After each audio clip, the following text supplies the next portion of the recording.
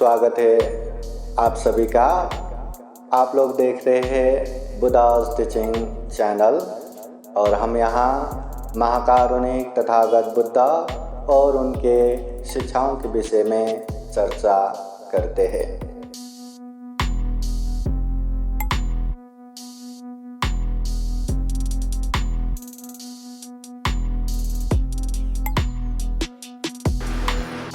Vichu Pubbula Utsavo Jalaraji Parikhayan Khatako Variputasa Sabbhathapi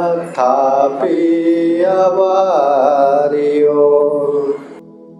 महाकारुणिक Tathagata Buddha धम्म संघ को त्रिवार वंदना।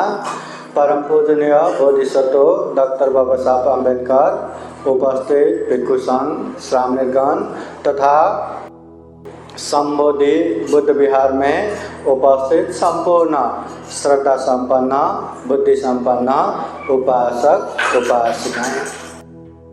महाकारुणिक तथागत बुद्ध कहते हैं विच्चु बुबुल उत्सावो जलराज परिखयम।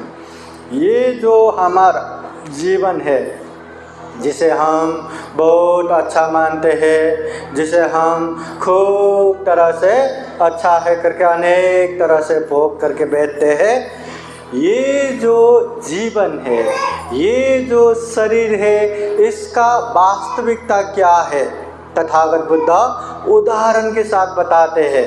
जिस तरह कहीं पे पानी है, उसमें ऊपर से पानी का फोर्स उसमें डाला तो उसमें बुलबुल निकलता है।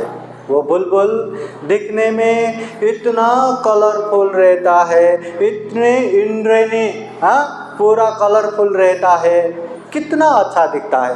पर वो बुलबुल थोड़ा सा आगे जाते जाते पट पट फूट जाता है, वहीं के वहीं ख़त्म हो जाता है। तथागत बुद्ध कहते हैं ये जीवन को देखो, ये जीवन भी क्या उसी तरह नहीं है क्या? कल जो दिख रहे हैं आज नहीं दिख रहा है, आज जो दिख रहे हैं कल नहीं दिखने वाले। यहाँ जो जितने भी है, चाहे भंते हो, उपासक हो, उपासिकाएं हो, सभी लोग एक दिन ये जीवन छोड़ के जाना ही है, ये शरीर को छोड़ के जाना ही है। जब ये शरीर हम छोड़ेंगे तब कितना भी मेरा मेरा मेरा कहते रहो, ना अपने परिवार अपने साथ में आएगा, न मेहनत से कमाया हुआ धन दौलत साथ में आएगा, न ये मेरा हाथ, ये मेरा पैर, ये मेरा चेहरा, ये जो कितना भी लाड प्यार से रखो, ये शरीर भी छोड़ के जाना है। अंततः जब हम मरेंगे ना, कितने कितने लकड़ियों में जला के राख कर देगा, और उतना ही नहीं, वो राख को भी पानी में बहा देगा। जीवन की सत्य यही नहीं है क्या? तो इसलिए तथागत बुद्ध कहते हैं बुलबुल के समान है ये जीवन, आज है कल नहीं है। जिस तरह हरे पत्ते में कोई पानी रहा तो मोती जैसा चमकता है, बहुत अच्छा दिखता है, पर वो थोड़ा सा भी हवा चला तो नीचे गिर जाता है। ये जीवन भी चलते चलते भी ख़त्म हो सकता है, खड़े खड़े भी ख़त्म हो सकता है, बैठे बैठे भी ख़त्म हो सकता है, लेटे लेटे भी ख़त्म हो सकता है, सुबह भी ख़त्म हो सकता है, दोपहर को भी ख़त्म हो सकता है, शाम को भी ख़त्म हो सकता है, रात्रि को भी ख़त्म हो सकता है। ऐसा कोई भी समय नहीं है जब ये जीवन ख़त्म नहीं होगा, ऐसा कोई भी समय नहीं है।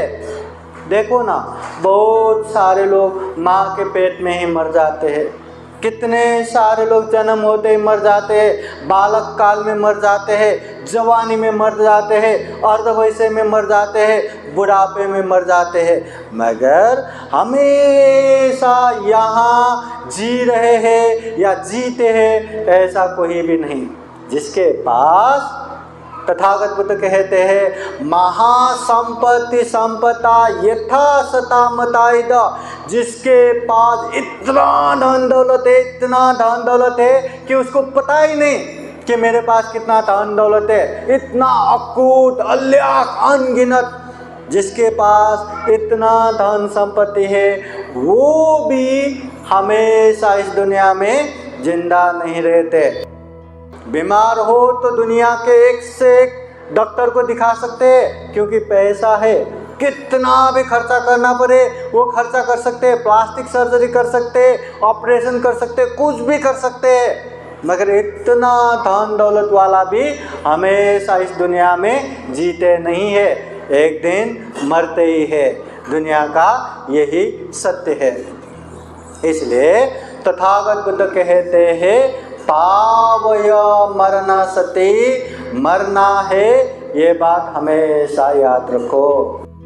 एक समय महाकारुणिक तथागत बुद्ध के पास एक बूढ़े उपासक आते हैं और आते आते इतना रो रहा है, इतना तड़प रहा है, रोते रोते बुद्ध के पास आते हैं और कहते हैं भगवान मेरे पिताजी की आप ही कुछ कर सकते हैं, कुछ करके दो।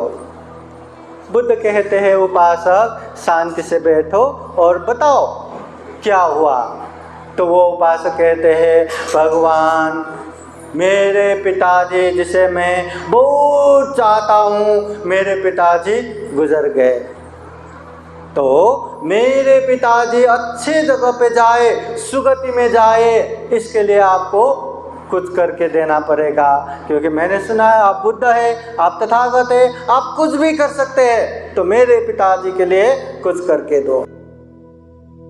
बुद्ध हर बातें बताते समय इस तरह बताते हैं कि सामने वालों का फायदा हो। ऐसे ही बताना है करके कुछ भी नहीं बताते, कभी कभी सीधे सीधे बताते हैं, कभी कभी अनेक व्याख्या करके बताते हैं, कभी कभी अनेक उदाहरण के साथ कहानियों के साथ बताते हैं, और कभी कभी उसी को प्रश्न करके बताते हैं, और कभी कभी उपाय कौशल्य द्वारा उसको किस तरह से समझता है उस तरह से समझाते हैं। तो वो उपासक को समझाने के लिए अब इतने शोक में है, पिताजी गुजर गए करके रो रहा है, तो उसको कैसे समझाऊं।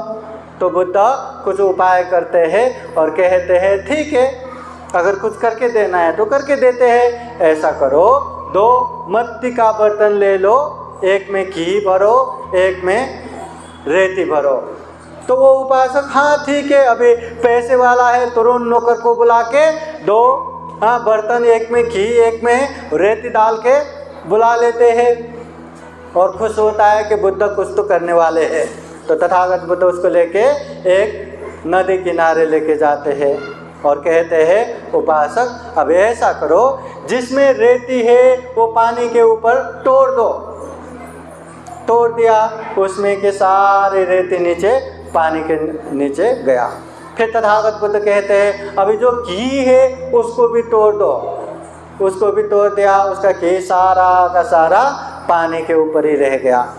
फिर इतना होने के बाद बुद्ध कहते हैं उपासक अब ऐसा करो, जो पानी के ऊपर तैर रहा है वो घी को पानी के नीचे भेजो, और जो पानी के नीचे गया हुआ है वो रेती को पानी के ऊपर तैरने लगाओ। उपासक ऐसे देखते हैं ये क्या कह रहे बुद्ध। तो बुद्ध कहते हैं उपासक बात को समझो, ये जो पानी में तैर रहा है ना कि उसको पानी के नीचे जाने लगाओ, वो पानी में जो डूबे हुए वो रेती है उसको पानी के ऊपर तैरने लगाओ। तो उपासक कहते हैं भगवान ये तो संभव ही नहीं, वो रेती वो पहाड़ी है, वो पानी के नीचे ही डूबता है, वो घी का स्वभाव है पानी के ऊपर तैरना, वो तो पानी के ऊपर ही तैरेगा, ये संभव नहीं है। बुद्ध कहते हैं संभव नहीं है, नहीं है, नहीं है, नहीं है। फिर बुद्ध समझाते हैं उपासक मैं भी तो यही समझा रहा हूँ, जिस तरह रेती का स्वभाव है पानी में डूबना, वो डूबेगा ही। जिस तरह घी का स्वभाव है पानी में तैरना, वो तो ऊपर ही तैरेगा, नीचे डूबेगा नहीं। इसी तरह दुनिया में जो जो उपासक, जो जो उपासिका भारी भारी काम करता है, भारी भारी कर्म करता है या पाप करता है, अकुशल करता है, शरीर से, वाणी से, मन से गलत काम करता है, अपराध करता है, वो डूबेगा ही, वो दुर्गति में पतन होगा ही। उसके कितने भी चाहने वाले हो, कितने भी अपने लोग हो, कितने भी नौकर चाकर हो, वो सारा का सारा मिलके भगवान मेरे मालक व मेरे वो अमुक व्यक्ति सुगति जाए, सुगति जाए, सुगति जाए, ऐसे प्रार्थना करने से वो सुगति जाएगा क्या? नहीं। क्यों नहीं जाएगा? क्योंकि उसका कर्म ही भारी है, वो तो दुर्गति में ही जाएगा। और तथागत बुद्ध कहते हैं जो व्यक्ति जीते जी खूब सारा पुण्य करता है, धर्म करता है, कुशल कर्म करता है, उसने बहुत हल्का हल्का अच्छे कर्म करके रखा है, तो वो मरने के बाद सुगति जाएगा कि दुर्गति जाएगा? हाँ, उसको खींचते हुए सुगति लेके जाएगा। उसके ना चाहने वाले व उसके अमित्र, शत्रु, दुश्मन कितना भी मिलके वो मेरे शत्रु दुर्गति में जाए, दुर्गति में जाए, दुर्गति में जाए, प्रार्थना करने से दुर्गति जाएगा क्या? नहीं जाएगा। क्यों नहीं जाएगा? क्योंकि उसने कर्म ही अच्छा किया है। इसलिए तथागत बुद्ध समझाते हैं अत्ता ही अत्तनु नाथो कोई नाथो परोसिया। हम खुद के मालक खुद ही है, कोई हमारे मालक नहीं है। हमें अच्छा चाहिए तो अच्छा हमें ही करना है, कुशल पुण्य कर्म हमें ही करना है। अगर दुर्गति में जाना है तो करते रहो, कुशल करते रहो, पाप हाँ दुर्गति में तो जाएगा ही। इसलिए तथागत बुद्ध कहते हैं ऐसा कोई पावर नहीं है, शक्ति नहीं है कि मरने के बाद उसको सुगति भेजते रहो, निर्वाण भेजते रहो। अगर ऐसा होता तो दुनिया में किसी को पुण्य कर्म करने की जरूरत है क्या? या पुण्य करना आसान है या पाप करना आसान है? अच्छा करना आसान है या गलत करना आसान है? गलत करना आसान है, पुण्य करना बहुत मुश्किल है। हाँ, पुण्य करने के लिए बहुत मेहनत परिश्रम करना लगता है, पाप तो ऐसे वैसे होता रहता है, होता रहता है। अगर मरने के बाद कोई हमें पार लगा सकता है, सुगति निर्वाण पहुंचा सकता है, तो जीते जी हमें कुछ पुण्य करने की जरूरत है क्या? खाओ पियो मौज करो, कुछ भी करते रहो। हाँ, मरने के बाद मुझे सुगति भेजने के लिए ये मेरा बेटा, मेरा बेटी, नाती पोती है ना, सबको जिम्मेदारी दे के रखना। या पैसा है तो 10 लाख फिक्स डिपॉजिट, एक एक को 10 लोगों को 1-1 लाख बांटो, वो 10 लोग हमें सुगति भेज देगा, हो गया ना। मगर ऐसा हो सकता है क्या? अगर ऐसा होता तो पैसे वाला कोई भी दुर्गति जाता क्या?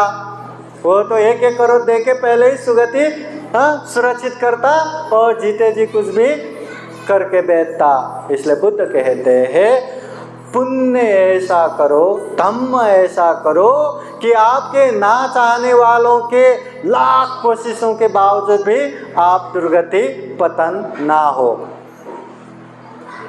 पुण्य हमें ही करना है, पुण्य हमें ही करना है, हमारे लिए कोई पुण्य करके देने वाला नहीं है। हमारे माता पिता पुण्य करता है, बिहार जाता है, दान देता है, शील पालन करता है, ध्यान भावना करता है, तो वो माता पिता की पुण्य है।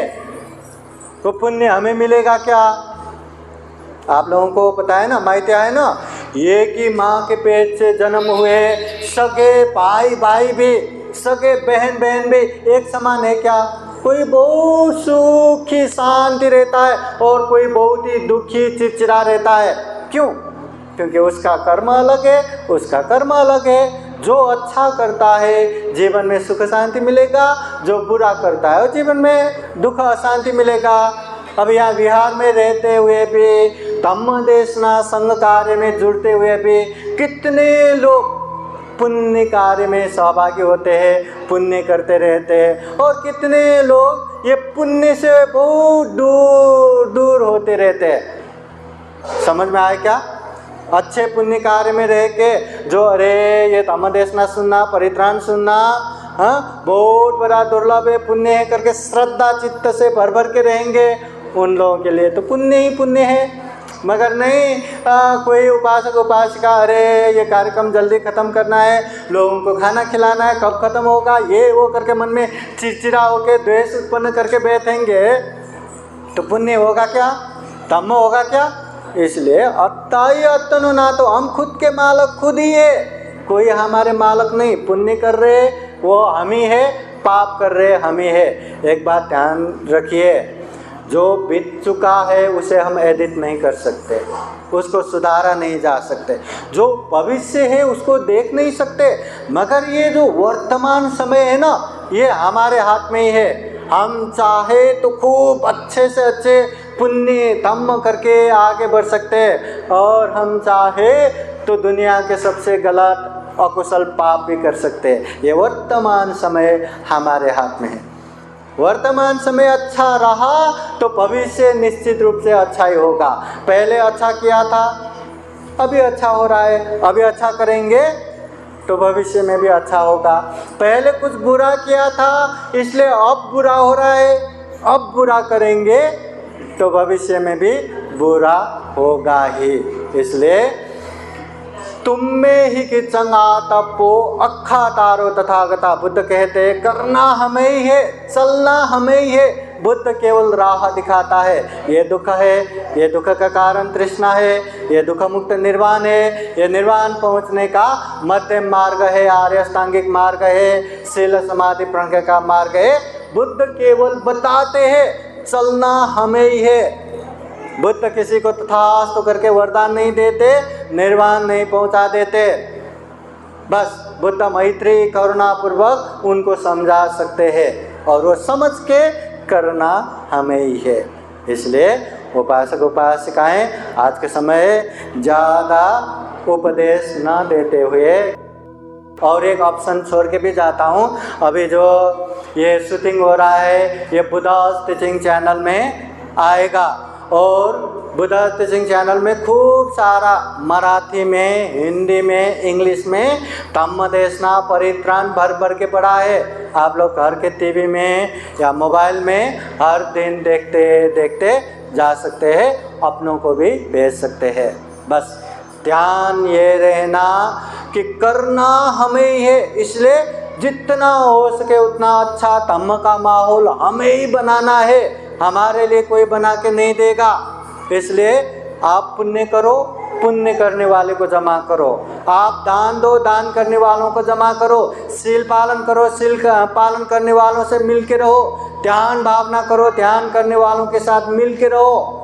कभी आप पुण्य करो, दूसरों को मौका मिलेगा, कभी दूसरे पुण्य करेंगे, हमें पुण्य करने का मौका मिलेगा।